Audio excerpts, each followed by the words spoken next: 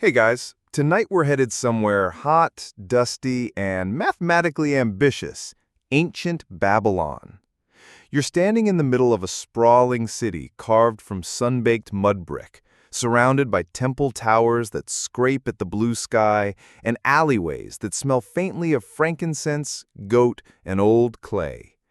The air hums with distant chanting, occasional braying, and a suspicious number of sandals slapping stone. The year? Well, give or take around 1700 BCE. But time's a little fuzzy here. That's kind of the whole point. You shade your eyes as the sun peers over the top of a ziggurat, casting an impossibly long shadow behind the temple's base. That shadow, it turns out, is more than just a convenient place to crouch for relief from the heat. It's also a clock. Sort of. See, in Babylon, the difference between morning and afternoon wasn't measured in seconds ticking away on your phone, but in the lazy arc of the sun and the way its light fell across the dusty earth. That shadow over there?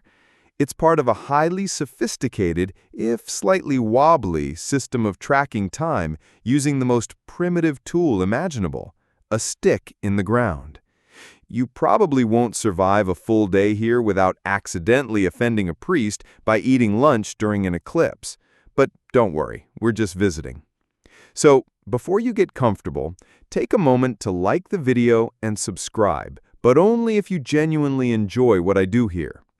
And while you're at it, drop a comment with your location and local time. I love seeing where and when you're tuning in from. Now, dim the lights. Maybe turn on a fan for that soft background hum, and let's ease into tonight's journey together. You stand in the temple courtyard of Esagila, where the god Marduk's priests keep watch not just over religious rituals, but also the sun itself. Above you, the sky is cloudless, ideal conditions for what these linen-robed scholars need to do. Measure the passage of time by the way shadows fall across the temple floor. You squint at a thin wooden pole stuck upright in the center of a circular patch of swept earth. It's not impressive, just a straight rod, about as tall as your waist, throwing a long finger of darkness westward. But this is no random stick. It's a gnomon, the great-granddaddy of the sundial. And to the Babylonians, it's practically sacred. As the sun inches higher, the shadow shortens. You watch, mesmerized, as one of the priests carefully presses a small reed into a clay tablet, recording the exact angle of the shadow at a particular moment. That angle isn't just a number. It tells them when to begin a ceremony, when to stir the barley beer, or when the next goat sacrifice is due, depending on the day's divine appointments. One of them chuckles softly in your direction, brushing dust from his beard. Sunrise was late today, though you're not sure by what standard. Because, you see, the Babylonians didn't divide the day into rigid 24-hour blocks like we do. Instead, they split it roughly into 12 hours of daylight and 12 of darkness, give or take. This works better in theory than practice, especially when winter hits and the sun disappears before your third snack break. Still, the system mostly works. The temple priests are among the most educated people in the city, and they've been tracking solar patterns for generations. They know, for example, that the sun rises earlier in summer and that its arc grows shallower in winter. They even understand that the length of a shadow tells you more than just the time of day. It tells you the season. Here's the thing. The Babylonians didn't have the concept of minutes or seconds. Time was observed, not counted.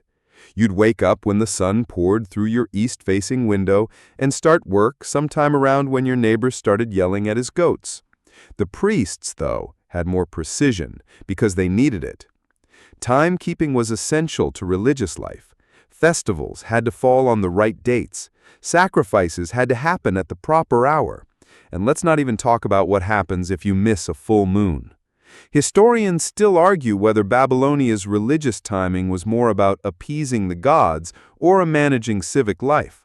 But either way, the shadows ruled. There's a small pool of water near the temple's corner, and you notice it reflects the sky with eerie clarity. Some scholars believe these pools were used to watch both the sun and the stars, especially on the eve of important astronomical events. Imagine lying back, half asleep, counting constellations in the water, while trying to predict an eclipse with math done in base 60. Yes, base 60. The Babylonians were the original fans of the number 60, a preference that still affects us today. Why do you think hours have 60 minutes and circles have 360 degrees? You've got them to thank. That alone should earn them at least one sleepy, slow clap. A rooster somewhere crows with unnecessary intensity. A child runs by dragging a wooden cart behind him, leaving a trail of kicked-up dust across the temple's clean geometry. Life goes on, oblivious to the scholarly intensity of the shadow watchers. You wonder how they knew when to stop measuring, how they decided that now was officially midday. The answer, frustratingly, is they kind of guessed. Or more accurately, they estimated based on experience, tradition, and that ever-shifting shadow beneath the gnomon. Noon wasn't a fixed point, it was more of a vibe. You take a step back, watching as the shadow continues its silent journey, ticking off invisible hours with each subtle movement. It's easy to lose yourself in the rhythm of it. Maybe that's part of the magic. Even now, with the buzz of electricity and smartphones always in your pocket, the idea of watching the sun's shadow to tell time feels oddly comforting. It's patient. It doesn't demand anything of you. It just happens. A gentle breeze stirs the hem of your robe. Somewhere in the distance, a harp strums lazily. And here, in this timeless city of bricks and shadows, you begin to understand. For the Babylonians, time wasn't something to chase, it was something to follow. You follow one of the priests as he steps down from the temple's courtyard, his sandals leaving quiet imprints in the baked clay. The sun has climbed higher now, and the gnomon's shadow is shrinking, inch by inch, retreating toward its own base like a nervous animal. The priest, let's call him Enlil, because that seems appropriately Babylonian, pauses to glance upward at the sky, eyes narrowing like he's trying to read something written in sunlight. To the ancient Babylonians, the sky wasn't just a backdrop. It was a clock, a calendar, a warning system, and, on some days, a form of therapy. The daily ritual of the sky, its rising and falling, its colored moods and its seasons, told you everything you needed to know about the structure of your day, your month, and your future. You didn't need an alarm clock. You had the horizon. Enlil motions for you to follow, leading you to a shaded alcove stacked with neatly arranged clay tablets, early versions of what we might call time logs. These aren't flashy. They're humble, ridged with cuneiform, and they smell faintly of smoke and mud. Each one contains meticulous records of sunrise times, sunset lengths, seasonal changes in planetary positions. It's like a prehistoric Excel spreadsheet, but without the crashing. You kneel beside one of these tablets, tracing the tiny wedge-shaped impressions with your fingertip. They're almost hypnotic, each one representing a time someone looked at the sky and decided that moment was worth remembering. The Babylonians were, in a sense, early data hoarders. They didn't just observe the heavens, they archived it. Over generations, they collected patterns, noticed repetitions, and began to predict what the sun and stars would do next. This predictive ability wasn't just intellectual. No, it was practical. If you knew when the rains would come or how long a season might last, you could plant better, harvest smarter, and prepare sacrifices with just the right amount of dramatic flair. Historians still argue whether these timekeepers were closer to scientists or sorcerers. In Babylon, the two roles blurred together. Knowing the timing of celestial events gave you power and no small amount of mystique. If you told a farmer, the moon will vanish next week, and it did, well, suddenly you're not just a guy with a stick and some shadow notes. You're someone who speaks the language of the gods. You sit down beside a low wall and let your eyes drift skyward. It's clearer now why they revered the sky so deeply. In a world without artificial light, the heavens ruled over you with quiet insistence. You rose with the light and retreated with the dark. The stars arrived each night like tiny, glowing time cards. Of course, this deep connection to the sky came with its own problems. For one, the sun wasn't always cooperative. Clouds, dust storms, and the occasional eclipse could throw a real wrench into your schedule. That's why shadow timekeeping wasn't a solo act. It had to be done over years by many people, with a sense of reverence and patience that would make most modern commuters cry. By mid-morning, the gnome's shadow is barely the length of your arm. Enlil and another priest compare it to a thin, etched circle drawn into the ground, almost like a sundial's primitive cousin. This is how they note what hour it is. But hour here doesn't mean what you're used to. Babylonian hours stretched and shrank with the seasons. A winter hour might be 45 modern minutes, a summer one closer to 75. It's like flexible scheduling, but blessed by the cosmos. You start to notice the rhythm, not just of the sun's movement, but of life around it. The market on the other side of the temple begins to stir as vendors prepare their stalls. People carry baskets of dates, fish, and something that smells like roasted onion, but might also be a fruit. Time here isn't announced by clocks, it's hinted at by activity. And the priests? They're always watching, calculating, quietly debating. The sun rose too far to the north today. Perhaps the solstice comes early. Another disagrees. You get the sense that shadow lengths have caused more than one temple debate, with complete heavy sighs and irritated scratching of styluses into fresh clay. The Babylonians also took note of shadow angles during the equinoxes, the 2 days of the year when day and night are equal. These moments were sacred, predictable, and oddly comforting. When the sun behaved exactly as expected, it reassured everyone that time still made sense. And let's talk about one delightful oddity. Shadow clocks weren't always horizontal. In fact, some early Babylonian designs angled the gnomon or tilted the surface beneath it to adjust for the sun's seasonal path. Basically, they hacked their sundials centuries before hacks were a thing.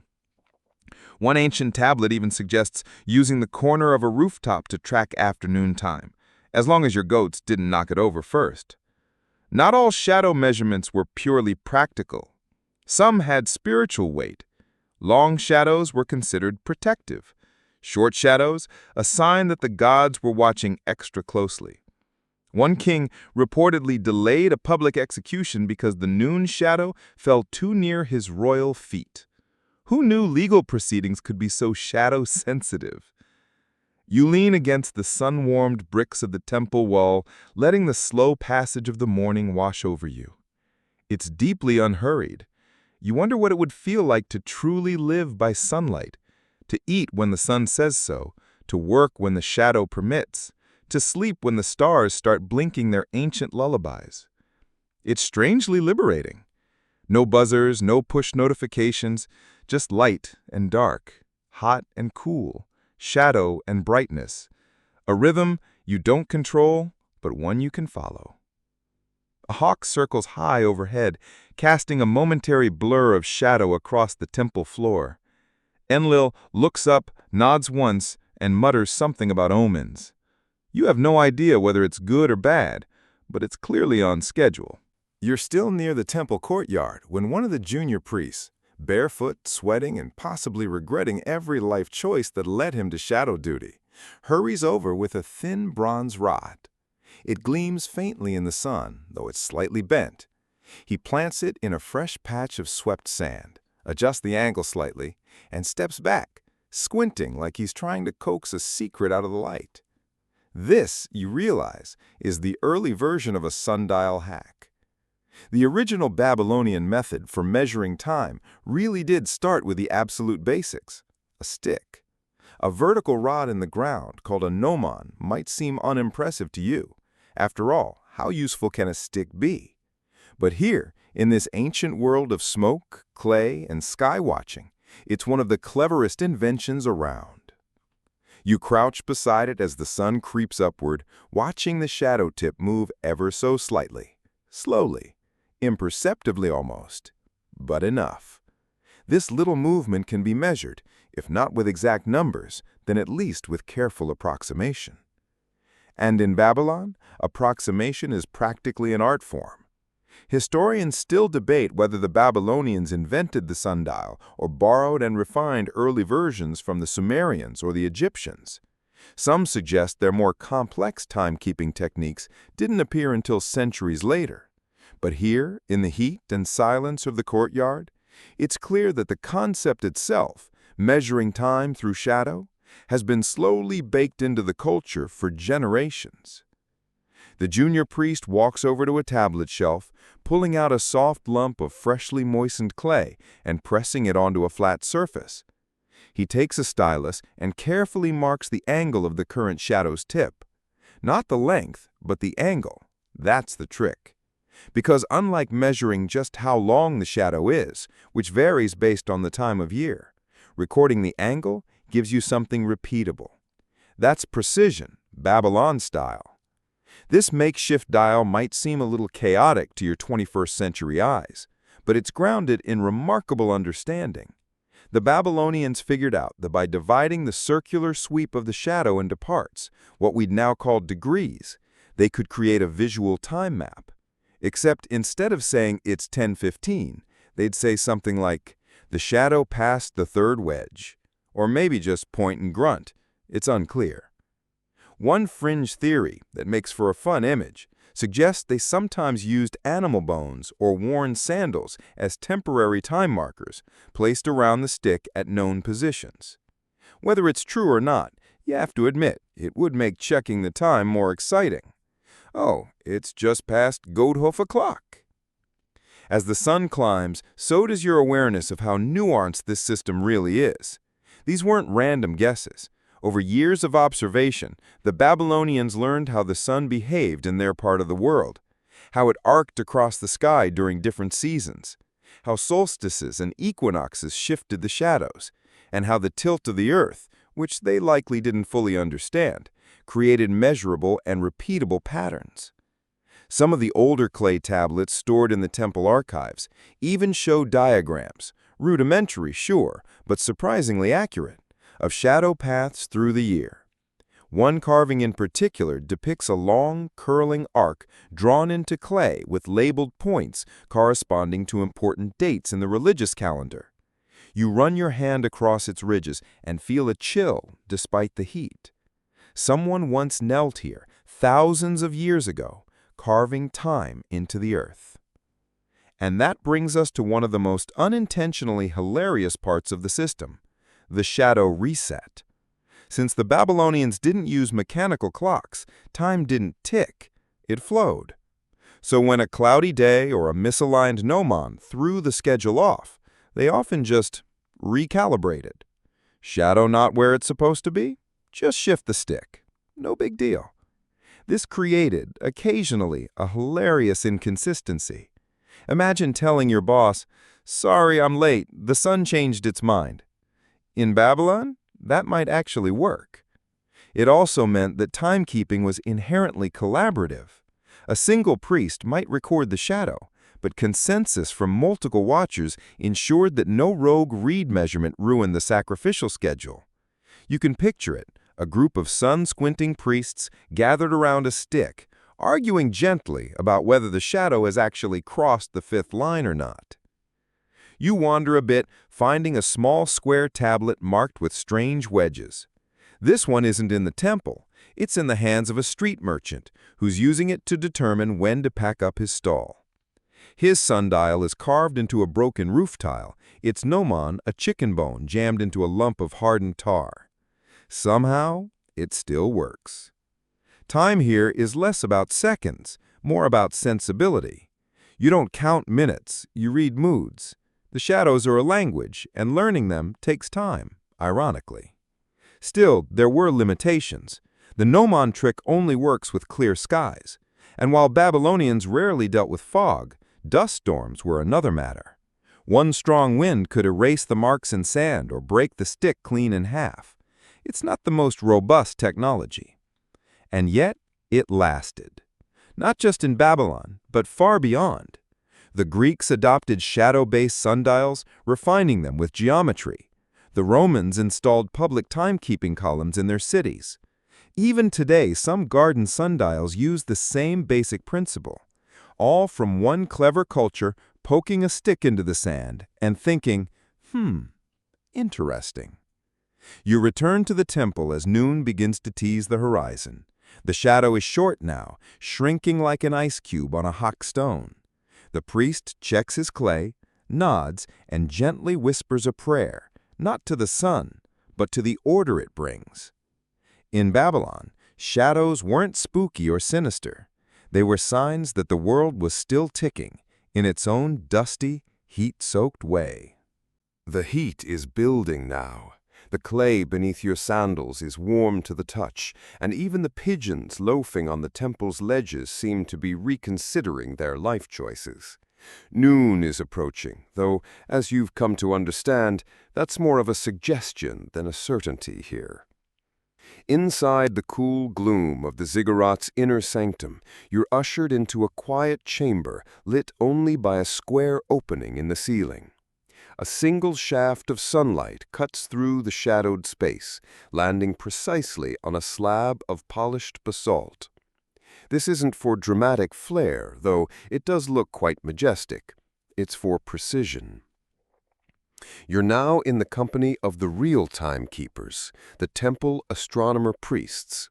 These aren't your average reed stylus scribblers. These are the scholarly elite of Babylon. Keepers of the sky, masters of sun and moon, and part-time shadow whisperers. Wrapped in linen robes and smelling faintly of cedar and ink, they sit cross-legged around piles of clay tablets, some so old they crumble at the edges. One priest, his beard streaked with ash and wisdom, gestures for you to watch as the sunlight moves imperceptibly across the stone. There are no words for minutes here, but if there were, you'd be watching them drift by in golden silence. You sit, and the quiet hum of thought fills the room. A stylus scratches gently against clay. There's a rhythm to it, like soft rain, but drier. Each mark records the tiniest shift in light, the angles of shadows, the positions of stars as seen from memory and mathematics. This is how the calendar is kept. Not on paper, not on parchment, but in baked mud, pressed with calculations and celestial notations. Every season, every solstice, every eclipse etched patiently over lifetimes. And yes, clay tablets were incredibly durable. Unlike modern data storage, which, let's be honest, tends to panic when you sneeze, these things could last millennia, as long as no one dropped them or used one as a cutting board. The Babylonian calendar was lunisolar, meaning it tried to juggle the sun's cycle and the moon's phases simultaneously. Imagine trying to schedule your day based on the feelings of two celestial bodies, each with its own opinion on how long a year should be. Not easy.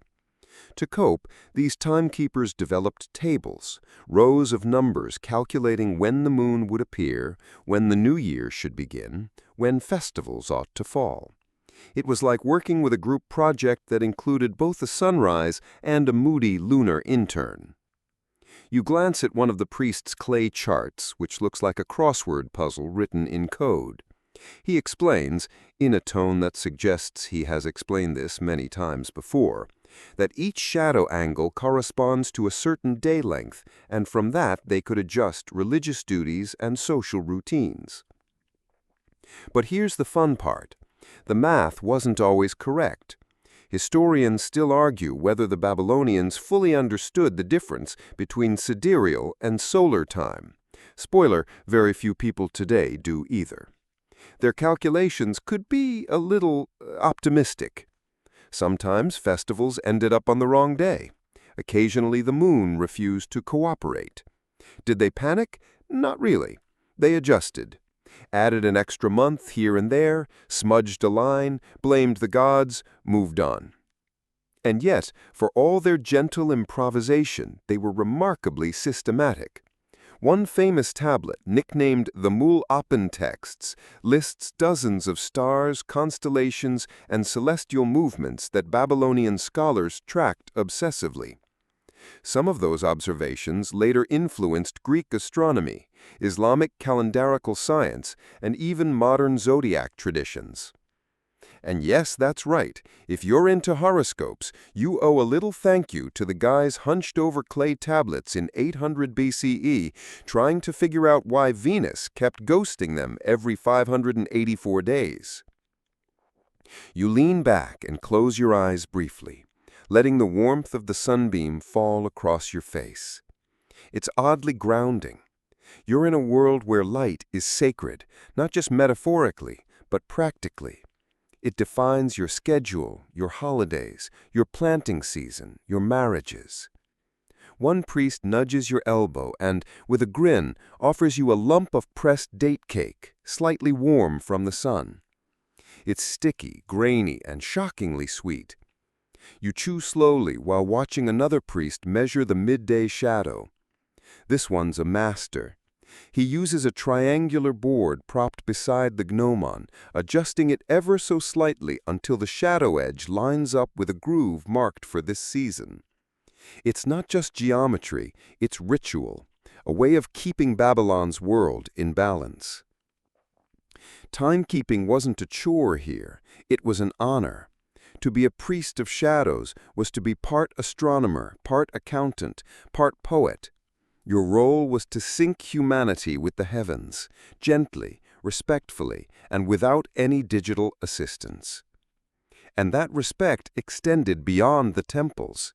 Farmers relied on these priests to tell them when to plant barley, when to irrigate, and when to rest. Traders adjusted their routes based on forecasts of celestial favor. Builders consulted the temple before aligning the corners of new homes. Even the king paid attention. His proclamations were timed to coincide with auspicious shadow lengths, especially during festival season. Nothing like a little cosmic endorsement when raising taxes. You finish your date cake and watch as the beam of sunlight begins to shift again, inching toward the far wall. The priests move with it, fluidly, almost like they're dancing with the day. No rushing, no alarms, just shadow and clay. And as you rise to leave, one last detail catches your eye. A tablet resting in the sunlight, half-etched, its lines still moist and soft. The priest turns it toward the beam, checking the shadow's edge before carving the next number. Time is not just measured here, it's made. The temple air hangs heavy with the scent of warm stone and dried herbs. As you step outside, the light strikes you like a wall, sharp, unwavering, and absolute. It's high noon now, or at least what the priests have agreed is close enough to it, and the courtyard buzzes with quiet tension. Not from urgency, mind you. Babylonians weren't known for hustle, but from the knowledge that shadows are about to do something very peculiar. They're going to stop. For just a few brief moments each day, the gnomon's shadow shortens to nearly nothing. It huddles tight beneath the stick, reluctant to stretch, as if taking a nap in the heat. This is the moment of solar pause, what the priests often considered the stillness of time. Not literally, of course. The sun keeps moving, the earth keeps spinning, but for those paying attention to shadow, time seems to take a deep breath. You notice Enlil and two of his colleagues are having what you suspect is the ancient Babylonian version of an argument, which looks more like a gentle standoff involving styluses and exaggerated eyebrow raises. They're all staring at the shadow, or rather, the lack of one. Did the sun already reach its peak? Did they miss it? Is it early today? Historians still argue whether Babylonians defined midday by the exact vertical shadow or by its first noticeable shift toward afternoon. And here you are, watching a similar debate unfold live in 1700 BCE. Some things never change. The question matters more than you might think. Many of the day's rituals, from market openings to afternoon prayers, depend on this moment. If they get it wrong, the whole schedule feels off. It's like starting your day with lunch and then wondering why you're wide awake at 3 a.m. One priest finally gestures to a tablet and makes a tiny correction, just a quarter wedge, and the others grunt in sleepy agreement. Compromise, it seems, is the true timekeeper. You meander across the courtyard to another sundial setup, this one flatter, with thin stone ridges dividing the circle into segments like a pie. The priest assigned to this station looks visibly annoyed that his shadow has gone on strike. He waves his hand above the gnomon, checking for movement, and sighs. You can't help but smile. For a society so attuned to celestial order, there's something endearingly human about squinting at a stubborn patch of sun and muttering, "Come on already!" This was one of the great Babylonian challenges, shadow disputes. Since shadows aren't ticking clocks, they're subject to interpretation. Was that angle steep enough to count as hour 4?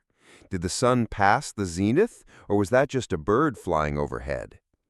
When observations conflicted, decisions had to be made. Sometimes they were deferred to higher-ranking priests. Other times tablets were simply inscribed with an asterisk-like wedge to indicate shadow unclear, refer to yesterday. You step into the shade of a nearby column and notice a small group of apprentices kneeling in the dirt, each with their own miniature gnomon, small pegs stuck into flat boards, marked with careful lines. It's like an ancient science fair, except no one's baking soda volcano is about to erupt. One young apprentice frowns at his readings. "The angle is wrong," he mutters. "It doesn't match the chart from last season." Another shrugs. "Maybe the sun changed its mind." A third suggests they may have set the stick slightly off north. Quiet panic ensues. This is where you begin to see the shadow system's greatest strength and weakness. It's both beautifully intuitive and utterly imprecise. It requires human judgment, consensus, and experience. You don't just read a sundial, you interpret it. And when the priests couldn't agree, sometimes they simply split the difference. Imagine living in a world where every time-related decision is open to gentle negotiation. The market's open when the temple bells agree it's time. The mid-meal prayer happens when shadows hit a certain cobblestone. And if the sun is late, well, so is everything else. Despite the disagreements, the system worked remarkably well. Babylonian society didn't crumble because of a shadow-related delay. In fact, the looseness of their schedule might have made life more forgiving. No frantic sprinting to make an 8:03 train, just a gentle awareness that when the shadow reaches the 6th tile, it's time for a break. Still, not everyone was satisfied with shadow compromise. In some elite circles, more sophisticated tools were developed. Graduated shadow boards, inclined sundials, and perhaps most impressively, a kind of curved scale that tried to account for the sun's altitude. These required careful calibration and were usually reserved for temples, scholars, or rich households with a lot of extra wall space.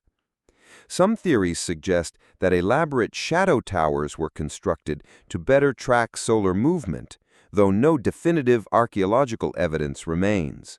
Still, it's fun to imagine a Babylonian engineer muttering, "More height, more angle," while stacking bricks. There's even a tale, possibly exaggerated, of a priest who tried to standardize timekeeping across 3 cities by building identical gnomons in each. It failed spectacularly, mostly because he forgot that the sun's angle changes with latitude. Babylon might be advanced, but GPS hadn't quite made it into the clay tablet scene. By now, the shadow has begun to stretch again, creeping eastward, long and thin and full of attitude. The priests pack up their midday tablets, each with slightly different readings, and send runners to deliver updates to various parts of the city, to the markets, to the palace, to the dockyards. Everyone wants to know how much day is left. One runner pauses near you and asks what time it is. You shrug and gesture vaguely at the gnomon. He laughs and says, "So, the usual answer." He disappears down a side street, shadow flapping beside him like a loyal dog. And you, still leaning against warm stone, start to appreciate the subtle chaos of a world where noon is a feeling, not a number. In the distance, a goat bleats, as if to say, "Finally, time has started moving again." You're walking now through the narrow alleys of Babylon, the ones that wind and curve like someone was designing them while slightly dizzy. The midday heat has softened the city into a sleepy murmur, dogs sprawled in doorways, merchants fanning themselves with woven mats, and the occasional sound of a clay cup clinking against a jar of water. Time, you've noticed, doesn't march here, it ambles. And that's nowhere more evident than in how people feel the hours rather than measure them. There are no bells ringing, no town crier yelling, "It's half past anything." Instead, there's an understanding, sometimes spoken, sometimes not, that certain things happen when the light feels right. You pass a small bakery, and the smell of yeast and sun-warmed dates drifts out. The baker, sleeves rolled to his shoulders and face glistening, lifts a finger to the sky and squints at the sun.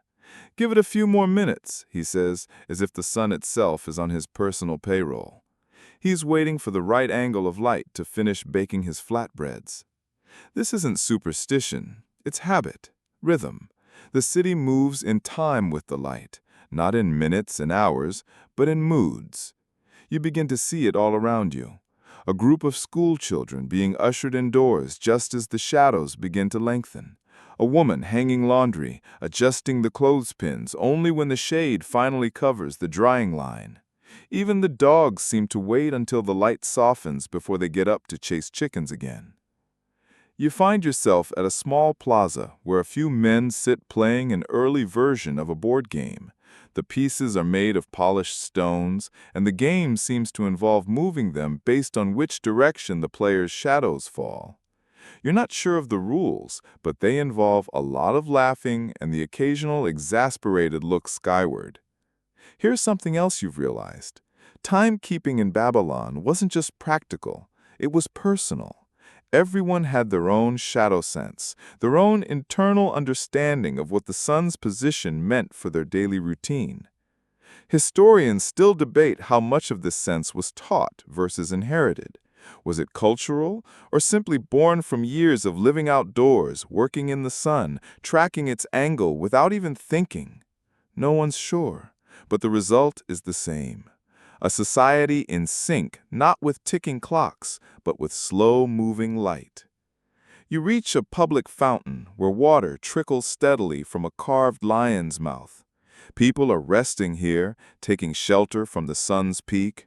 One older man, clearly enjoying retirement in the most Babylonian sense, bare feet, half nap, bread in hand, nods at you and says, "The shadow's beginning to yawn. Time for the second nap." You laugh, unsure if he's joking, but he's already half asleep again. The concept of fixed time as we know it, rigid hours, deadlines, to-the-minute schedules, didn't really exist here. Instead, there were markers, general cues. When the sun touched the top of the wall, it was time to eat. When the shadow reached the fifth tile, it was time to stop weaving. When your goat stopped moving, it was probably too hot to continue. Even in the royal court, records show time being described vaguely. After the morning meal, in the light following the market's bloom, or, my personal favorite, when the courtyard turns gold. Poetic? Absolutely. Precise? Not remotely. But somehow, it worked.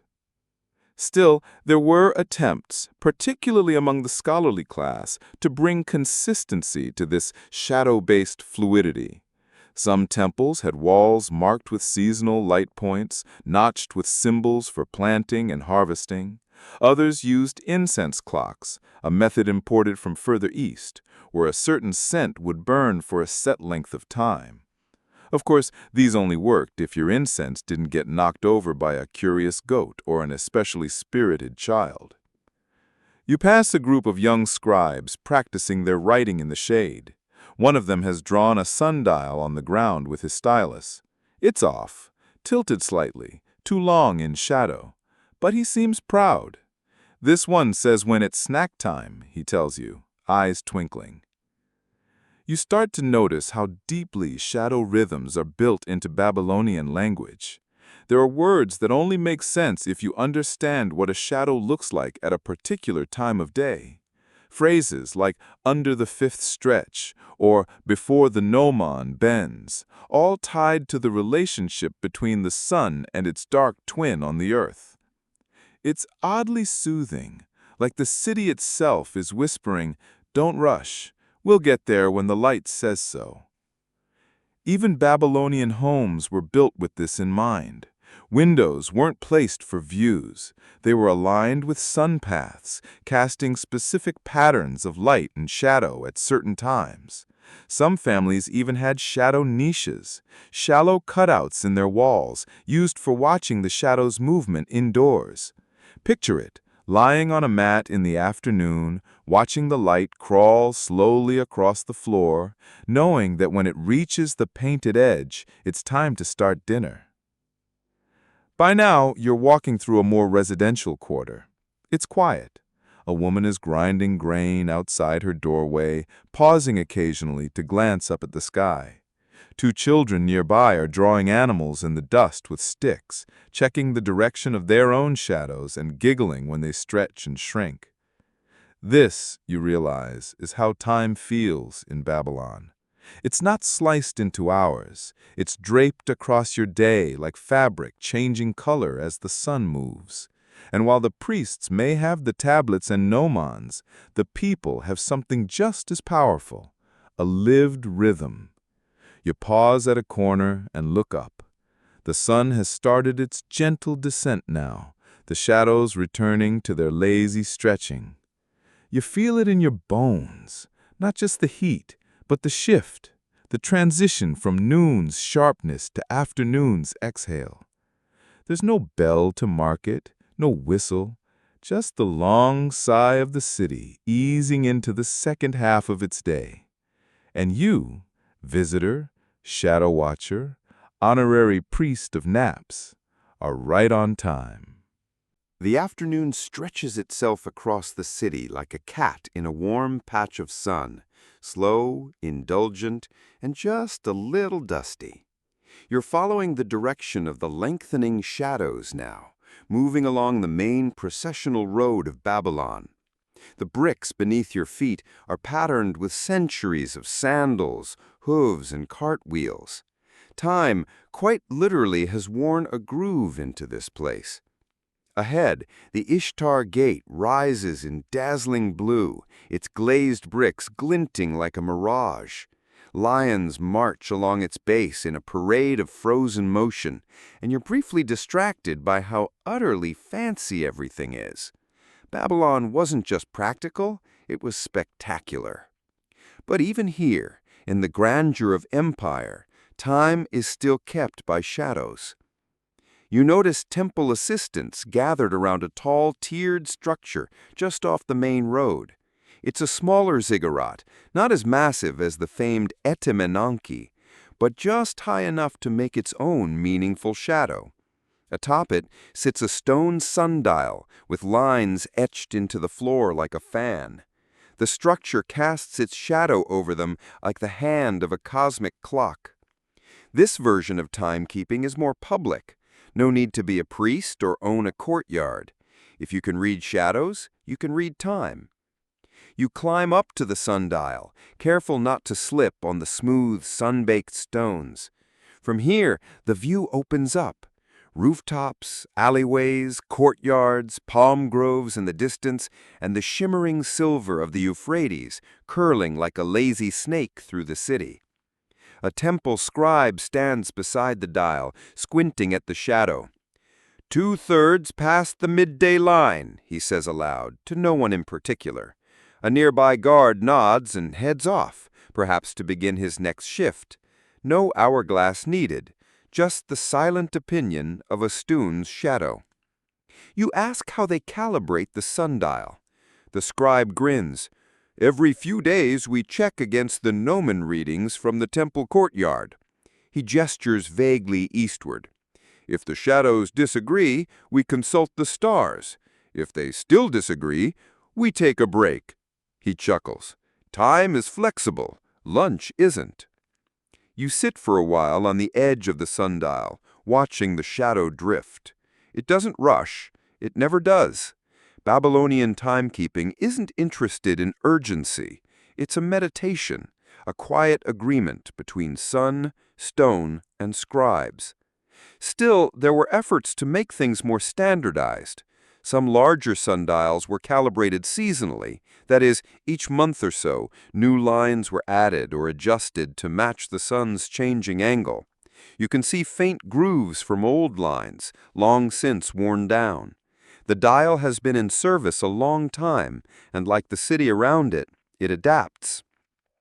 Historians still argue whether these public dials were used by ordinary citizens or only by administrators and priests. Some believe literacy and training were needed to read them correctly. Others argue the simplicity of shadow made it accessible to all. Either way, people came to them for guidance, for structure, or just to prove to their neighbor that yes, it was absolutely time to close the shop. And yet, it's not just about knowing the hour.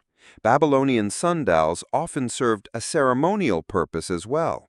Certain shadow alignments were tied to ritual timings, offerings to gods, festival openings, or symbolic transitions from one phase of the day to another. One record describes a shadow blessing, a moment when the shadow of the temple fell directly across a particular street at a particular time of year. It was believed that walking through it could bring clarity or good fortune. Whether it worked or not, you can imagine someone timing their errands to stroll through that divine shade. There are even tales, half myth, half likely true, of lovers meeting beneath timed shadows, agreeing to find each other at the exact moment the sundial's hand kissed the sixth wedge. A Babylonian version of Meet Me at the Clock Tower, only much, much older. You glance up at the sky. It's no longer the bright, assertive blue of morning. The sun has softened a bit, tinting the air a golden amber. Shadows grow longer, and voices around you lower in volume. It's as if the whole city is beginning to exhale. You hear the distant call of a vendor selling fig cakes, and you follow the sound, descending back to street level. The cakes are sticky, warm, and unexpectedly chewy. You eat slowly, watching as a group of children run past, each with a tiny stick in hand, trying to chase their own shadow across the stone. It's a game, yes, but also a reflection of something deeper. Even play is shaped by shadow. The children know that when the shadow gets too long, it's time to go home. One pauses, points at the sundial across the street, and nods solemnly. Mama says when the lion's foot is covered, it's supper time. You realize now that shadow isn't just a way to measure time, it's a language. One every Babylonian speaks fluently, whether they realize it or not. It's part of their architecture, their games, their myths, and their meals. As the sun dips closer to the western rooftops, another subtle shift occurs.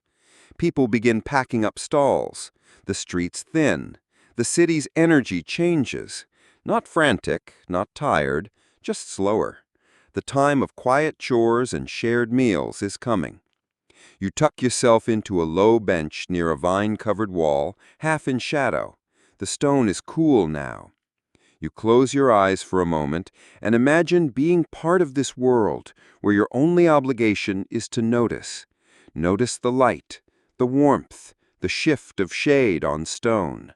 No alarms, no deadlines, just a steady whisper from the sun, telling you that the day is turning once more. Evening in Babylon arrives not with a jolt, but with a gentle tilt of the light, like someone slowly dimming a very large, very golden lamp. You're walking through a quieter part of the city now, past rows of mud-brick homes where families sit outside, talking softly, picking over evening meals. The scent of onions fried in oil, lentils simmered with cumin, and warm flatbread hangs in the cooling air. Shadows stretch across the courtyards like sleepy cats, slipping over walls and baskets. This is the third phase of the day, what the Babylonians might loosely call the decline. Not quite sunset, not yet night, but a time when the work winds down and the watchers of time begin their final rounds. You pass by a modest home where a father and his daughter are checking a shadow mark carved into their courtyard wall. It's a notch, barely visible unless you know it's there, meant to catch the edge of the gnomons' final line of the day. When the shadow kisses that line, they begin preparing the evening lamp. It's not ritual, it's just a rhythm. You're beginning to notice something. Every family has their own shadow logic. It's like having a household calendar, except instead of hanging it on the wall, you built it into the wall. Some households have clay sundials passed down for generations. Others use old cracks in stone, or even stains left by rain and sunlight over time. Each family's version of 5 o'clock looks a little different. There's even a story, probably apocryphal, about a feud between two bakers who insisted their ovens were shadow correct and blamed each other for undercooked barley loaves. It ended with both of them adjusting their markers by a few bricks and agreeing to disagree. That flexibility wasn't laziness, it was a kind of personal astronomy. Babylonian homes weren't just shelters, they were instruments, tuned to light and shade. If the corner of your house caught the last sunbeam at the same time every day, that became your family's time signal, and you trusted it more than you'd trust someone else's guess. Historians still debate how formalized these household systems were. Some believe there were shadow consultants, elders or scholars who helped set up these markers, especially in wealthier homes. Others think it was passed down informally, from mother to daughter, father to son, like a recipe you feel more than follow. You glance into one courtyard where a young boy is watching the wall intently. He's holding a dried reed like a pointer, eyes fixed on a sliver of shadow inching toward a mark in the mud brick. When it crosses the line, he whoops and runs inside. "Lamp time!" he yells. The simplicity of it is deeply satisfying. As the light fades, you make your way to a small community square, where people have gathered not for trade or ceremony, but for quiet togetherness. Some are telling stories about the flood or the star that disappeared and came back again. Others are just sitting, letting the dusk cool their skin. Near the edge of the square stands another public shadow post, this one less grand than the temple dials, but no less respected. It's a pillar, waist-high, with rings of painted clay set into the cobbles around it. At a glance, it looks decorative, but you notice a few elders checking where the pillar's shadow falls, murmuring to each other about when the stars will appear. This is another clever trick of Babylonian timekeeping, tracking the transition. The moment when day becomes night wasn't taken for granted, it was measured. They called this time Nishaya, the twilight, when the sky changed character. For astronomer priests, it was a cue to begin watching the stars. For everyone else, it meant the torches would soon be lit and supper could be finished without squinting. In more formal settings, the evening watch would begin, part of the 3-watch division of night. The first watch began at twilight and lasted until the stars were well visible. The second covered the deep night, and the third carried the city toward dawn. This wasn't just poetic, It was practical. Guards rotated shifts based on these divisions, and priests scheduled nighttime offerings accordingly. Interestingly, Babylonian star charts were sometimes aligned with these shadow times. When the sun hit a certain decline, it meant a particular constellation was due to rise soon. So even without seeing the stars, they could predict them, like knowing which playlist comes next on a familiar album. You settle on a worn stone ledge, watching as the sky goes from gold to honey to lavender. A woman next to you hums softly, a lullaby in a language you don't know, but somehow understand. The children are quieter now, the birds louder. Somewhere a temple bell rings once, low, not urgent, more of a suggestion. It's not meant to start anything. It simply means the day is done. And just like that, the sun's final ray slips below the mud brick skyline. The shadows vanish, not suddenly, but like a sigh. The city exhales. It's hard to explain how different this feels from modern time. There are no alarms, no digital countdowns, just a shared agreement between people and light, a collective nod to the passing of day. You start to understand why Babylon didn't need clocks in the way we do. When you pay this much attention to the sky, to the bricks, to the walls of your own home, you don't need numbers, you only need to notice. You stand, stretching slowly. The stone beneath your fingers is still warm from the afternoon. Above you, the first star peeks out, and around you, the quiet of evening begins to deepen. In Babylon, time does not stop, but it does rest. The night has begun its soft descent, and with it comes a new kind of timekeeping, one not dictated by shadows anymore, but by stars, oil lamps, and breath. You find yourself on a rooftop now. The wind is gentle up here, and the world below hums with a low, velvety quiet. Babylon at night isn't silent, it sighs. Somewhere nearby, someone's playing a flute. The melody rises and falls like a sleepy heartbeat. You stretch out on woven mats beside a family gathered under the stars. No one minds the company. Night in Babylon tends to make neighbors generous. Beside the family's modest fire pit, a boy is lighting a small oil lamp, its glow golden and flickering. The father watches the flame, then leans back and mutters something about the first third of the night beginning. It's not a casual comment. He's keeping track. Because once the sun vanishes, Babylon doesn't throw up its hands and say, "That's it." No. The night is carefully sliced, not into hours as we'd recognize them, but into watches. 3 major sections, each with their own flavor. You're now in the first watch, or mushiyitu, as the scribes called it. This was the time of preparation, of settling in, final chores, stargazing, and dinner. For city guards and temple priests, it marked the beginning of night duty. And for astronomers, it was a time of quiet observation and often cautious speculation. You glance up at the sky.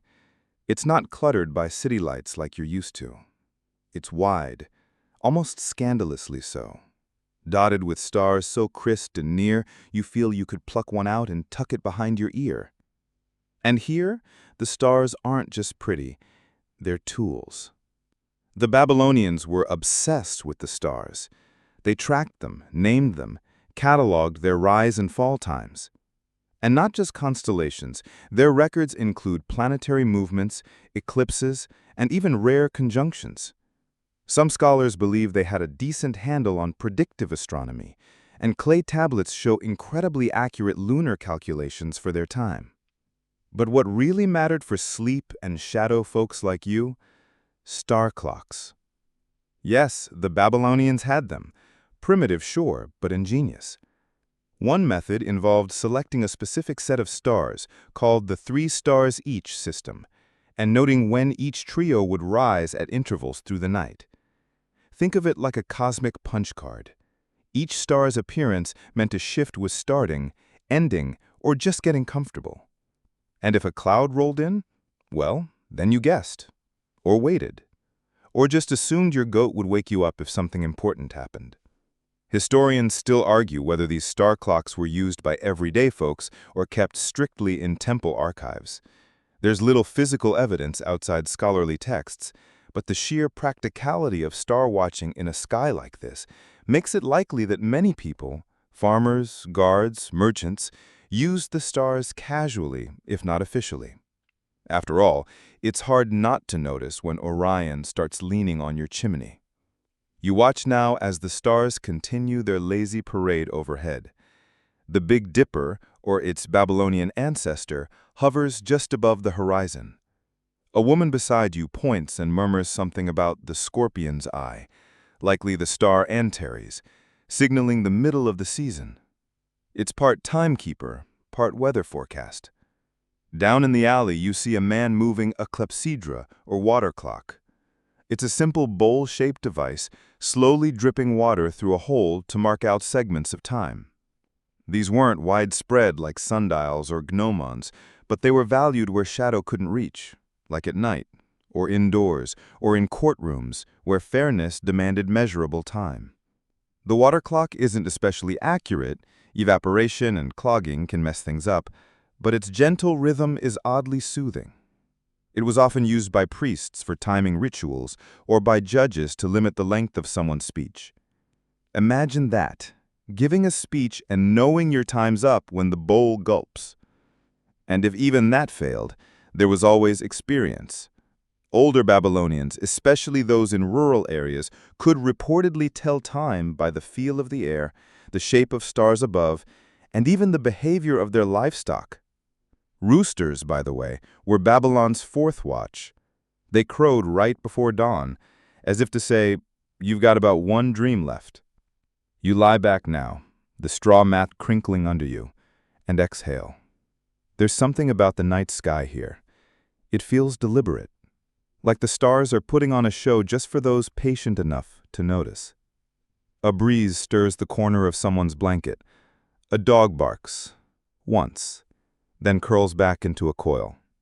The boy's oil lamp has burned halfway down its wick, its glow just enough to trace the outline of his sleepy smile.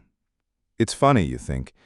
In a world with no ticking clocks, no calendars stuck to fridge doors, no digital assistants pinging reminders, no one seems lost. The city is guided not by alarms, but by awareness. A shared, subtle agreement. The flame dims now. The stars are here. This is the first watch. You know what to do. You drift a little. Just a little. The scent of baked earth and burning oil lulls you. Your eyelids weigh more than they should. And the stars above you? Still keeping time. One gentle blink at a time. The night deepens around you, thick as velvet and twice as soft. You stir slightly on the rooftop mat, the straw now warmed by your own body heat and scented faintly of flax. Somewhere far off, a night bird calls, 2 low notes, like it's asking a question it already knows the answer to. This is the second watch, the heart of the Babylonian night. The city is quieter now, not asleep exactly, but wrapped in a hush. The kind that only comes when most of the fires have gone out and only the committed, the restless, or the paid are still awake. You sit up slowly, stretching as the family around you dozes under wool blankets. Their oil lamp has guttered out. The stars are still out in full, bright and crisp, casting just enough light to give the city edges. Roof lines, ziggurat tiers, the curve of clay pots catching starlight like mirrors. This is when the astronomers come alive. You make your way down the rooftop stair, feet padding on cool stone, and follow the path toward one of the smaller observation towers near the temple district. These aren't grand by modern standards, more like a multi-level platform, but from here, the priestly watchers keep records of the heavens so meticulous it would make a Swiss watchmaker weep. You arrive to find 2 scribes already busy. One's peering through a bronze tube, a proto-telescope, more ceremonial than functional. The other is gently etching marks into a clay tablet, eyes darting up to the sky and back again, measuring intervals between star positions. Venus rose late tonight. She's arguing with Jupiter again. It's a joke, of course, but also not. The Babylonians attributed personality and meaning to the planets. They weren't just floating rocks, but active players in the celestial drama. Venus was Inanna, goddess of love and war. Jupiter was Marduk, king of gods. And when their paths crossed or shifted, it wasn't just astronomy, it was divine scheduling. You peer over their shoulders and see the tablet they're working on. Cuneiform marks, tiny and precise, form a night log. The time each known star rises, how far above the horizon it sits, whether it flickers or shines steadily. You wonder how they mark the time so accurately in the dark. And then you see it. One of them turns over a sand glass, a Babylonian version of an hourglass. It's rudimentary. No two are quite the same. Some use water, others fine ash or even crushed limestone. But here in the second watch, when shadows are gone and only the sky is left to track time, sand becomes the shadow of night. Historians still argue whether these devices were reliable or mostly ceremonial. But even if imprecise, they offered structure, a rhythm, a sense that even in the depth of night, Babylon didn't wander aimlessly. Time still marched, softly perhaps, but with direction. You glance down into the streets and notice watchmen patrolling. Their staffs clack softly on the bricks, once, twice, then pause. It's not a warning, it's a signal. One for other watchmen, for the priests, and for any stray wanderer who might be unsure whether this was the second or third watch. The watchguards use these signals to mark time intervals, a soft call, a triple knock, a torch being turned upside down for a moment to dim the light and then flared again. In some corners, if you listened carefully, you'd hear the same phrases whispered over and over, like lullabies designed to keep both guards and gods aware. We watch in the shadow. We walk until the stars nod. Back inside the observation tower, one of the scribes turns to you and gestures toward the east. Soon, he says, the Pleiades will rise. When they're above the palm trees, it will be the end of the second. You look, and sure enough, the faint glimmer of that star cluster is just peeking above the distant tree line. The sky is lightening there, not by much, but enough for the trained eye to notice. The scribes begin to tidy their tablets, one carefully blowing dust off a freshly inscribed chart. This was how the Babylonians anticipated the shift into the third watch, not with mechanical precision, but with deep familiarity of the stars, the air, the sounds of animals growing stiller, the way the wind changed direction before dawn. You leave the tower and walk the edge of the Euphrates, where moonlight turns the water into silver threads. The river doesn't rush, it glides, like time itself. And along the banks, night fishermen cast their nets. One hums softly as he works, the kind of tune that has no beginning or end, just a shape. A small floating lamp, made from a corked gourd and an oil wick, drifts gently beside him, marking time with flame instead of shadow. When the flame flickers in a certain pattern, wind over water, a practiced eye knows he will head home. That moment is his time signal, no sundial needed. Further along the bank, you come across a woman sitting cross-legged on a woven mat, hands raised to the stars. She's whispering something, maybe a prayer, maybe a list of things to remember in the morning. Behind her, a clay plaque is nestled in the wall, etched with a star symbol and a narrow notch. It's a star marker, an ancient alignment tool. When the light of a certain star hits that notch, it signals the final turning of the night. And there it is now, the light just touching the edge. She rises, shakes her mat, and quietly walks home. The city doesn't announce the second watch's end with trumpets or alarms, but if you know what to look for, star notches, river flames, watchmen's footsteps, you feel it in your chest like a clock with no ticking. This is the beauty of Babylonian night. It doesn't care if you're counting the seconds, it cares if you're noticing them. And right now, You are. A soft breeze brushes past you now, bringing with it the faintest scent of clay, tamarisk, and dew-soaked reeds. You inhale slowly, deeply. The temperature has dropped just enough to make you pull your robe or borrowed blanket a little tighter around your shoulders. This is the third watch, the final stretch of the Babylonian night. The city is asleep, mostly. Even the watchman's steps have quieted, replaced now by the occasional cough, a donkey's shuffle, or the rustle of palm fronds swaying gently above shuttered rooftops. And still, Babylon keeps time. You're sitting beside a temple wall, low and curved like a resting arm. Its shadow, once long and sharp in the day, has disappeared completely, replaced by anticipation.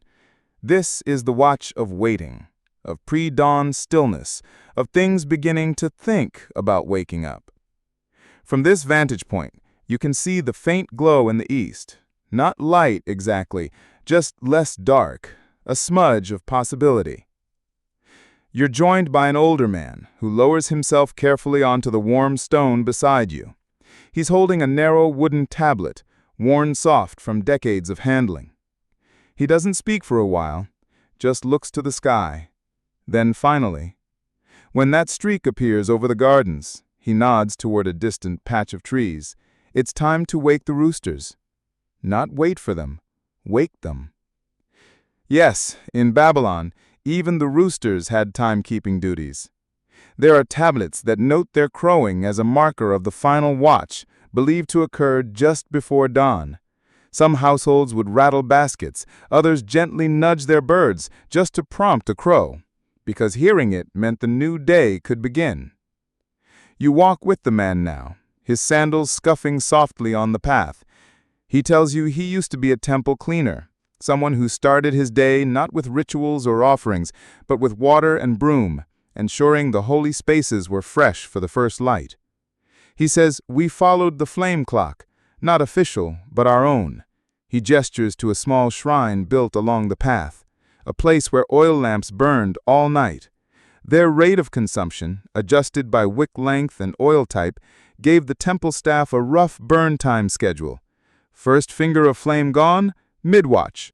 Last curl of smoke, day is coming. Historians still argue how accurate these burn clocks were. Some say they were symbolic, others swear by their consistency. But here, in the hush of the final watch, it doesn't seem to matter. What matters is that someone noticed.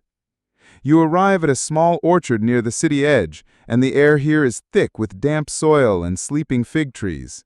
A woman kneels by a clay pipe fountain, washing her hands. Her gestures are slow, ceremonial. She tells you the water's cooler now, drawn from underground, rising to greet the sun. Every morning when the stars blink 3 times and the wind moves west, we wash. You ask how they know the stars have blinked. She smiles and simply says, you'll feel it. It's true, you feel it now, a kind of collective exhale from the city. No horns, no beeping alarms, but an invisible tilt, one that says, now is the edge of morning. The woman explains that some families used sleep watches rather than timepieces. Each adult would take turns rising briefly to check sky markers, whether a particular star had set, whether the wind changed, whether the dog had stopped twitching in its sleep. That's right, dogs were unofficial timekeepers too. Their nighttime behaviors, restlessness, sudden barking, twitching limbs, were often noted in household routines. When Buru starts kicking, one saying went, the sun is sharpening his knife. You glance up, and, just as she described, the stars do blink. Not literally, but with that shimmer of atmosphere that signals dawn isn't far. The breeze turns cool. Even the trees seem to lean in slightly. You walk back toward the city proper, and now you begin to hear movement. Quiet footsteps on clay stairs, the creak of ropes as someone adjusts a rooftop canopy, a pot being lowered down a well. No one is rushing, but everyone is preparing. You pause beside a household gnomon, just a stick now, barely visible in the blue-gray air. In another hour, it will once again cast a clear line, restarting the cycle of time. But for now, it waits, just like the city. This is the moment between watches, the quiet space where night ends, but day hasn't quite started. It's one of the most sacred moments in Babylonian timekeeping, a threshold. You hear a single rooster crow in the distance, then another, closer, then a third so close it startles a cat from leaping from a wall. The man beside you grins. Time's up. No clocks, no bells, just feathers and instinct. The third watch is nearly done, and Babylon is beginning to wake itself. In a small temple alcove, you spot a young priest lighting the first ceremonial flame. It's not bright, more like a flicker, but it's intentional, a spark that says, "Let the new shadow begin." You realize something profound in this moment. In Babylon, the passing of time was not about division, it was about continuity. Each phase flowed into the next, not with abruptness, but with quiet agreement. The shadow didn't end, it simply changed direction. The stars didn't disappear, they stepped back to let the sun have a turn. You sit again, this time on the edge of a rooftop, and watch as the sky finally begins to lighten. Not blue, not yet, just the color of possibility. Babylon stretches. So do you. The edge of morning brushes the horizon like a feather dipped in gold. You're still perched on the rooftop, wrapped in the tail end of night, watching Babylon prepare itself, not with a start, but with a slow, dignified roll into day. Below, movement stirs with purpose, but without haste. A woman adjusts her headscarf, balancing a basket of figs on her hip. A child peeks from behind a reed curtain, yawning into his sleeve. A donkey brays once, offended by something no one else can see. This is the first hour of sunlight, and the gnomons are back in business. You descend the stairs and wander toward the eastern quarter, where sunlight first hits the brickwork. Shadows begin forming again, thin, long, uncertain. You pass by an elderly man crouched beside a short stick, poking carefully at the earth around it. He's redrawing the morning lines with a wet bit of chalky clay. "Light changed last week. Had to move the markers. Otherwise my wife burns the porridge." It's both charming and precise, this little ritual of recalibration. Because even in Babylon, where time flows like warm honey, shadows shift with the seasons. Gnomons must be realigned, courtyard markers redrawn, sundial wedges recalculated. It's an ongoing conversation between people and the sun. Not everyone tracks these changes mathematically. Some do it intuitively. Like the baker who knows the precise minute to pull his loaves, not by counting heartbeats, but by watching the sun's reflection climb halfway up a specific wall across the street. When it hits the crack shaped like a fish, the bread is done. Historians have long puzzled over whether Babylonian timekeeping ever truly became standardized. The truth seems to be, sort of. In formal spaces, temples, palaces, astronomical records, yes, time was mapped meticulously. But in daily life, it remained flexible, human, negotiated. A scribe's second hour might differ slightly from a gardener's. A merchant selling copper near the river might measure noon when the ferry's shadow slices the dock, and everyone's okay with that. You reach the market square, now buzzing gently with early activity. Not noisy, not chaotic, just awake. Stalls are being set up. Chickpeas tumbled from baskets. Scales polished with palms. Beneath a low canopy, a man winds a length of linen into a rough loop, then hangs it over a pole to act as a makeshift sundial. The loop casts an elliptical shadow that tells him when to switch from morning prices to midday ones. You buy a cup of barley milk from a vendor who's already complaining about the sun. He points to a carved line in the stone wall behind his stall. "See that? he says. "When the shadow hits that, I stop selling drinks. They get warm. Nobody wants warm barley milk." The line is faint, nearly hidden by the scuffs of time, but it's there. A kind of shadowed timestamp, etched from years of practice. This man doesn't own a water clock or a sundial. He doesn't need one. He has a wall, a line, and a memory. Not far off, a school for scribes is starting its morning session. Students in linen robes sit on the ground with tablets balanced on their knees. A teacher points to a clay model of a gnomon and speaks in slow, careful tones about how the length of a shadow can help divide a day into 12 parts. The students murmur agreement, scribbling tiny wedge-shaped marks into soft clay. 12 parts. That's the Babylonian division of daylight. 12 uneven hours, based on the changing arc of the sun. In winter, the hours were shorter. In summer, longer. The system wasn't flawed. It was flexible, designed to breathe with the world. And yet, they had such granular awareness. There are cuneiform texts that list events scheduled by shadow positions, star risings, even bird behavior. One tablet notes the precise moment when the shadow of the temple ziggurat touched the western pool, said to mark the start of an important prayer. Another, more playful, describes how a certain family timed their noon naps by the way sunlight crept across their courtyard goats. When the youngest goat's tail was fully lit, it was nap time. There's no record of whether the goat approved. You make your way toward the inner gardens, where lush vegetation thrives under clever irrigation systems. Here, sunlight dapples through palm fronds, casting patterns like broken nets across the stone paths. Shadows are less useful here, too fragmented. So some gardeners use pools of water instead. The way light bounces off the ripples tells them how long until the next shift in watering begins. One gardener kneels beside a square pool, watching a glint of reflected sunlight approach a small carved notch in the far edge.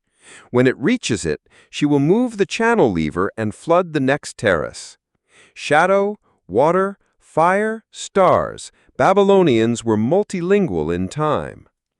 Even sound was sometimes a timekeeper. In some neighborhoods, it was said that you could track the time by the calls of sellers echoing off the walls. The falafel man sang sharp and early. The scribe's assistant chanted softly and slow. And the washerwoman had a yell that could slice fig bread. You close your eyes for a moment, letting the rhythms wrap around you. The clip of sandals, the murmur of water, the occasional clang of a pot being set too hard on stone. It's not a modern clock, but it is a clock. One made of senses, habits, and community. And it works. As you open your eyes again, you see the gnomon shadows have shortened. They've gone from long and lean to stubby and assertive. The first third of the day has passed. You stretch, feeling your body mirror the city, reawakening. You smile, realizing that even without a single tick, you've known exactly what time it is. By now, the sun is fully risen, casting a bright and almost theatrical glow across the rooftops of Babylon. The city has officially shifted from waking up to getting things done. You're back on the main road, passing rows of open workshops where potters spin their wheels, scribes bend over tablets, and shepherds haggle for feed near the grain stalls. The gnomons, those humble sticks and stone pillars, are now casting short, direct shadows, thick little dashes that point due west like they're giving the sun a polite nod. And just like that, you realize it's Babylonian midday. Of course, in a city without minute hands or digital clocks, midday doesn't arrive at 12 o'clock sharp. It's a shadow event. When the shadow of the temple's obelisk, Babylon's towering solar celebrity, shrinks to its shortest length and points true north, the city collectively agrees that's the middle. That's the peak. That's the hinge between before and after. You wander over to the ziggurat plaza, where a gathering of priests, merchants, and travelers all glance periodically at the massive obelisk planted dead center. Its base is ringed with engraved time markers, one for each of the 12 daylight segments the Babylonians used to divvy up the day. At this moment, the obelisk's shadow barely reaches the first ring. A young priest nods solemnly and proclaims something in a low voice. A few scribes note it down. A vendor selling salted dates rings a tiny brass bell and flips the pricing tile on his stall from morning weight to afternoon weight. Yes, even weights were time-dependent, because the Babylonian hour wasn't a fixed 60 minutes. It expanded and contracted with the seasons. To keep the illusion of fairness, some vendors used different measuring stones based on the time of day. Morning portions were lighter, when shoppers were hungrier. Afternoon portions heavier, to move product before dusk. Historians still debate how widespread this was. Some think it was more superstition than science. But clay tablets from merchant archives show shifting quantities recorded at different times of day, especially in marketplaces along the Euphrates River. You pause for a while near a scribe school, where older students are practicing with miniature gnomons in clay dishes filled with sand. They watch how the stick's shadow rotates across the smooth surface, scratching in wedge marks with bone tools. Their teacher mutters about solar declination while holding up a polished bronze disc to reflect sunlight onto angled markers, a kind of shadow simulator. One student groans and slumps sideways. "The sun is faster than my hand," he says. His classmate replies, "Then your hand needs breakfast." Their laughter is soft, but it draws a glance from a passing priest, who raises an eyebrow but says nothing. Not far off, a public sundial stands beneath the tamarisk tree. It's small, almost forgotten, half buried in soil, with only a few of its numerals still visible. You kneel to examine it, tracing your fingers across the faint lines. It's tilted ever so slightly, as if the earth itself got tired of standing straight. And yet, amazingly, it still works. The shadow cast by its metal peg sits neatly between the 4th and 5th markers. If this were summer, that might mean early afternoon. In winter, it would be nearly time to fetch dinner. Babylonian hours weren't just about numbers, they were about context. An hour in March meant something different than an hour in August. As you rise, a messenger boy hurries past you, clutching a scroll in one hand and a dripping water jug in the other. His job, delivering the king's schedules to different districts. No town clocks shouting, "It's noon." Just fast feet, strong lungs, and the occasional donkey. You follow him toward a quieter neighborhood, where households have begun tilting their private sundials to catch the afternoon angle. Some are little more than upright twigs wedged in bricks. Others are elaborate clay circles mounted on stone pedestals, each etched with names like first bread, shade time, or simply wait. In one courtyard, a grandmother shows her granddaughter how to tell when it's time to begin soaking lentils. Not when the sun hits the pot, but when it slides off the wall. There, that line. She points to a faint crack in the adobe. You smile. That may be the most Babylonian sentence you've heard all day. You stop at a rest pavilion where travelers fan themselves and sip date syrup. A merchant fans open a parchment chart showing the sun's angle across the seasons, a kind of proto-calendar. He uses it not to plan his day, but to guess when he'll need to leave in order to avoid the late-day heat on the road to Kish. He shows you a scratch along the edge of his sandal, his personal sundial. He sticks a little peg into the leather, and depending on the angle of the shadow on his toes, he knows whether he's running early, late, or right on sand time. Is it precise, you ask? He snorts gently. Enough to get there, not enough to impress a priest. You wander onward through Babylon's afternoon hush. The streets are hotter now, shadows turning dense and hazy, like melted charcoal. The city doesn't stop, but it does slow. This is siesta time for some, reflection time for others. In one neighborhood, the shade lines on walls are repainted regularly, helping older residents know when to return from errands. You pass a woman holding her hand out against a wall, measuring the shadow it casts. When her fingers disappear entirely into darkness, she sighs. "Too late for bread," she says to no one in particular, and turns back toward home. You continue your walk surrounded not by ticking clocks, but by living timepieces, walls, feet, voices, and the sun itself. Babylonian time isn't static. It breathes, it stretches. And here in the sun-drenched midday, with your shadow huddled close to your feet like a well-trained dog, you know exactly where in the day you are. And better still, you know what that feels like. The afternoon wears on like a soft song, winding toward its final verse. Babylon, once busy with buying, bartering, and bustling, now takes a long, slow exhale. The heat has peaked, casting everything in a golden shimmer. And the shadows, remember them? They're stretching again. You find yourself strolling through a shaded corridor between houses. The walls are warm to the touch, sun-baked and smooth. Your own shadow, which just hours ago had curled up beneath you like a lazy cat, now reaches long across the paving stones ahead, leading the way like it's trying to get home early. This is the declining half of the day, and in Babylonian timekeeping it has a rhythm all its own. Just as the day was carved into 12 uneven parts, so too the afternoon was broken down, not into 3 o'clock or 4:15, but into observable events. You pass a merchant packing up his stall of dyed linen, muttering as he folds.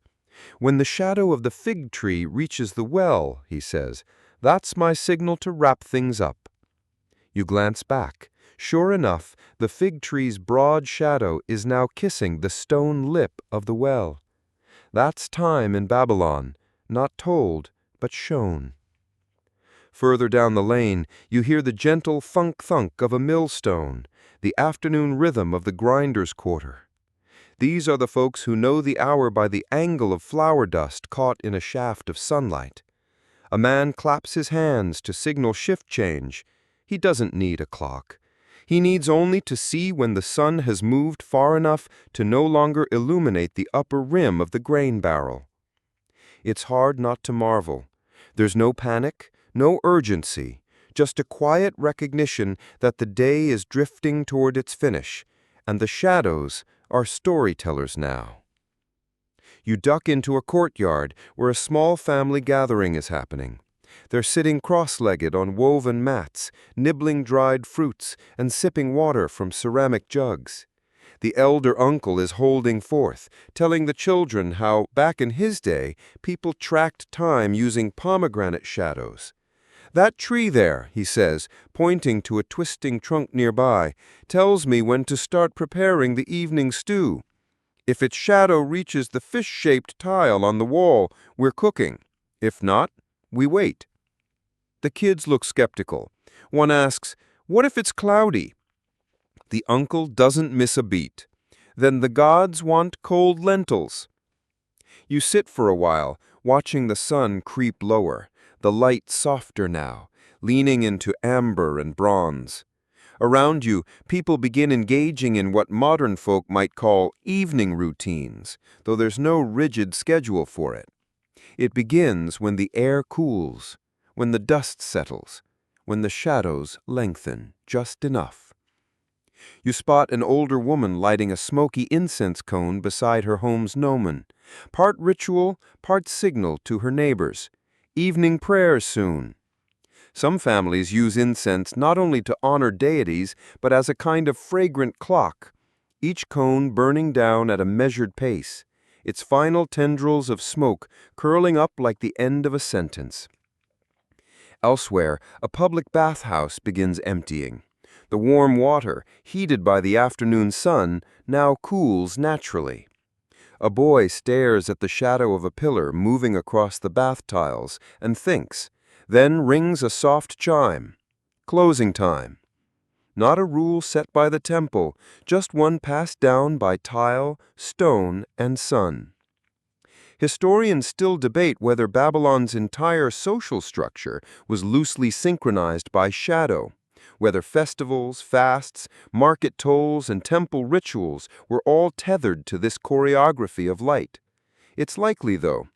There are texts that detail how certain offerings must be made when a shadow crosses the second brick in a temple's east wall. Not the first, not the third, the second. The sun, in this sense, wasn't just a light source. It was a timer woven into stone. You wander again, this time toward the Euphrates, where the river glows like molten copper. Boatmen are beginning their end-of-day rituals, untying moorings, checking nets, and recording ledgers in cuneiform on damp tablets. One uses the long shadow of his sail to determine when to pull anchor. "No point waiting for night," he says. "The sail knows when it's time." On a nearby pier, a group of young girls practice balancing baskets on their heads. They're giggling, trying to stand precisely where the palm tree's shadow ends. Their grandmother watches from a bench, giving subtle corrections. "Don't look up," she warns. "Look at your feet. The shadow tells you what the sun cannot." And you believe her. Because in Babylon, the sun tells the time, but shadows carry the message. By now, your own shadow is long and clear, trailing behind you like an old friend reluctant to say goodbye. You turn one last corner and come upon a small sundial shrine tucked beside a crumbling wall. It's modest, just a flat stone with faint hour lines scratched into it, and a polished bronze rod casting a thin, perfect shadow toward hour 11. A bowl of lentils and a flower rest beside it. Someone's offering, maybe, or maybe just a thank you. After all, the sun did its job today. The shadows danced. The people watched, worked, prayed, and rested, all without a single wristwatch. And now the shadow is pointing toward the final hour of light. You find a spot on a worn bench near the shrine, close your eyes, and breathe in deeply. There's the scent of warm earth, smoke, and something else, satisfaction. Not everything has to be measured by seconds. Some things, like peace, are measured in sunlight fading quietly. The sun is lowering now, its arc brushing gently against the tops of Babylon's rooftops, as if saying, "Farewell for the day." You sit quietly in the shadow of the old shrine, feeling the soft hush of twilight settle over everything like a silk veil. The gnomons are stretching their last lines. Their shadows, once stubby and sure, are now long and exaggerated, slipping across stone walls and tiled floors, reaching places they couldn't touch at midday. You can practically hear the city exhaling. Babylon doesn't burst into evening, it sighs into it. As you make your way down a narrow lane, you pass a courtyard with a shadow calendar carved into the brick wall. Each line marks a specific date, not numerically, but seasonally. Harvest close, priest's month, river cooling, and finally, the festival of shadows. The line for today? Almost reached, just a finger's width to go. An old man sits beneath the wall, whittling a piece of wood. He nods as you walk by. "By the time my shadow touches my toes, it'll be time to feed the birds." And he smiles, because that's not just routine, that's trust in time. You pass homes where the last water of the day is being poured into shallow bowls, both for cooking and for cooling the clay floors. In one open kitchen, A woman carefully times her lentil stew by watching how long it takes the sun's reflection to disappear from the water's surface. "That's the 5th reflection," she mutters to herself, adjusting the lid. "Almost dinner." There is a domestic gnomon in that courtyard too, barely a stick, planted between stones and surrounded by chalk circles.